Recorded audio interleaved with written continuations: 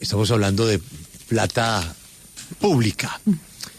Hay una congresista que dice las cosas de frente y nos va a ayudar a entender este problema. Por supuesto, de Valledupar, y también con ese nombre tiene que tener tío, abuelo vallenato y rey vallenato. Se llama Claudia Zuleta. Congresista, buenos días. Muy buenos días, un saludo muy especial a todo el equipo y a toda la audiencia. Gracias por este espacio. Bueno, pues primero que todo, felicitaciones y nuestro saludo bien especial a mi compadre, el maestro Poncho. Pero vamos al tema. El Centro Cultural Vallenato. Doña Claudia, ¿quién se quedó con esa plata? Bueno, esa es la respuesta que tiene que dar la Contraloría General de la República, que es la que tiene la competencia para auditar los recursos que provienen del Sistema General de Regalías, que es la fuente de financiación con la que se está construyendo este Centro Cultural de la Música Vallenata, que es hoy ya, puede decirse así, un elefante blanco de los que más le duelen a este departamento. Tengo que decir que esta es una obra que se empezó a construir en el gobierno de Luis Alberto Monsalvo en el año 2021. Y la primera observación que hicimos, yo era diputada en ese momento, era, hombre, qué bueno que se hagan obras pensando en la salvaguarda de la música vallenata.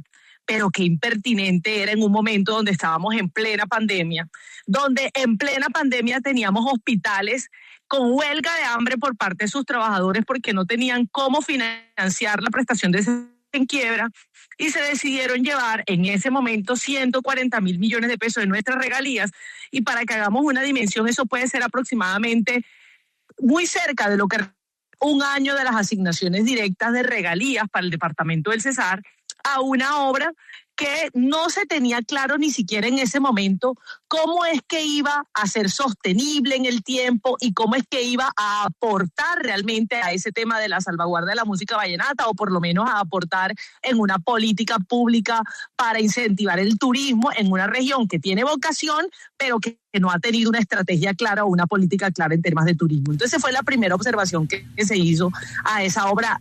En ese momento nos parecía tan costosa, sobre todo teniendo en cuenta la realidad de pobreza tan alta que vive el departamento del Cesar. Y la otra advertencia que hicimos en el momento era que había muchos vacíos en el proceso, en los estudios y diseños, en cómo se formuló el proyecto. Y desde el primer momento dijimos, esto no huele bien. No, los resultados son, esa obra arrancó en el 2021, debió entregarse en el año 2023. Ya vamos en el 2026. Lo que empezó por 140.000 millones de pesos ya superó los 200.000 millones de pesos. Hoy está en un limbo porque la mala planeación, y pudiéramos dar muchos detalles sobre a qué me refiero con la mala planeación, pero en esta primera intervención digo, la mala planeación llevó no solamente a las demoras, a los sobrecostos, sino que hoy ni siquiera es claro. Ese proyecto estuviera listo, ni siquiera es claro cómo se puede sostener en términos financieros. Senadora, entendemos también que hoy enfrenta un problema, y es que no se le puede suministrar energía por un problema que hay con Afinia y una nueva subestación, Guatapurí, que no ha entrado en marcha. Es decir, no hay energía para que pueda entrar en servicio. Como si tú empiezas a construir una casa y luego que la tengas lista y dices, ¿y ahora dónde me conecto a la energía? O sea, esto es lo primero que tú tienes que planificar, es cómo te conectas a los servicios. Ahora, hay que decir lo siguiente, para hacer un poco de profundidad en el tema de la planeación. Mire, ese proyecto se diseñó por allá en el año, más o menos como en el año 2016, se hicieron los estudios y diseños, se contrató con una firma española que hizo los estudios y diseños. Y varios años después, en el 2021, se decidió contratar. Por supuesto, esos diseños estaban ya desactualizados. Lo primero que tenía que hacer la gobernación era hacer una actualización formal de los estudios y diseños que años antes, en una administración anterior, había hecho el gobierno. Resulta que eso no se hizo.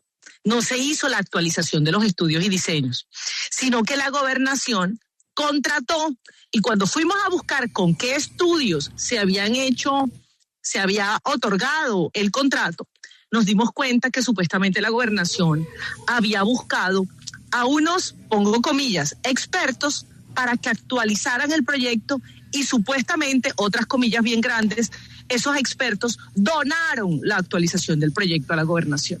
Es decir, la gobernación contrató la obra, no con los estudios y diseños por los que esa gobernación había pagado recursos públicos, sino con unos, con unos estudios o con unos planos o con un proyecto que fue donado en el momento de la contratación por unos profesionales que no tenían ninguna responsabilidad jurídica contractual con la administración. Y esos diseños se supone iban a ser utilizados por el contratista al que se le adjudicó la obra.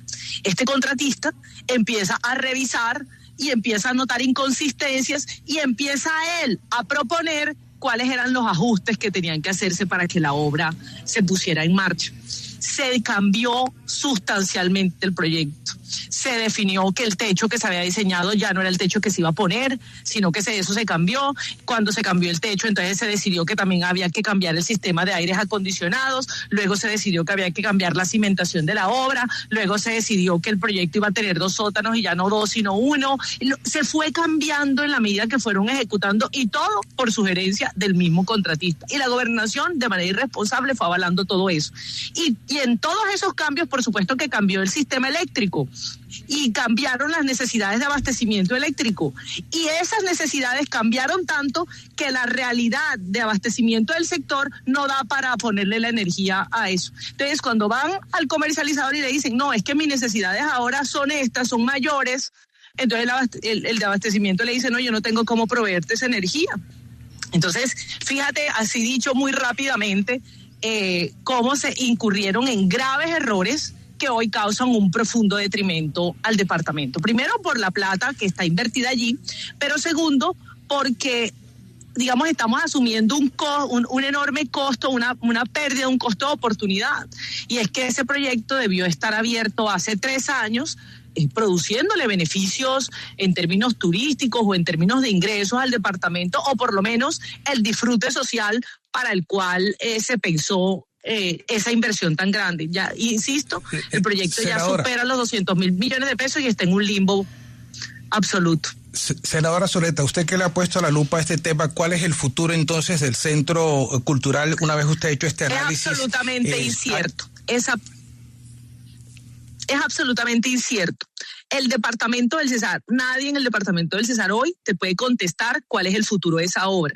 Porque como decía hace un momento, si hoy estuviera listo en términos de obra, de infraestructura y ya la pudiéramos conectar, hoy no hay un modelo económico de sostenibilidad que haya sido presentado al departamento que sustente cómo es que esto puede prestar un servicio y ser autosostenible. Porque, mire, un problema que está teniendo es el de la energía. Recuerden ustedes que en la costa Caribe una de las cosas por las que más padecemos es el costo de la energía. La energía aquí es supremamente costosa. El funcionamiento de este centro, con esa gran necesidad de consumo de energía, para el que no se planteó energía alternativa, sino energía convencional, hace que sostener eso, abrirlo y prenderle los aires acondicionados, sea tan costoso. Nosotros hace 2 años, en un debate que hicimos en la Asamblea, estimábamos que podía costar tenerlo prendido, en un técnico hacía un balance que podía tener prendido un mes, podía costar solamente en energía entre 50 y 70 millones de pesos solamente en energía. Entonces, sostener eso, ¿cómo es? Le hemos preguntado a la gobernación y nadie da razón. Congresista, usted nos dice que esto era plata de las regalías. Es decir, que este proyecto en algún momento tuvo que haber pasado por el Departamento Nacional de Planeación. Y recuerdo yo que hace un par de años el entonces director de Planeación, Alexander López, reveló un listado de empresas contrataderos por donde se iba la plata. ¿Esta plata de este proyecto se fue a un contratadero? No, esta plata es del Sistema General de Regalías y lo contrató directamente, digamos, hubo licitación pública y fue adjudicado por la gobernación del Cesar. ¿A usted le molesta que le digan la generala? No me molesta. Bueno, congresista, muchas gracias, muchos éxitos y dele duro a esta denuncia, porque no hay derecho. Sí, no hay derecho, sobre todo con con una gran cantidad de gestores culturales y de escuelas culturales y, digamos, de todo un sector tan importante y tan representativo de nuestra región, necesitando apoyos y la plata de la cultura metida en obras que no funcionan.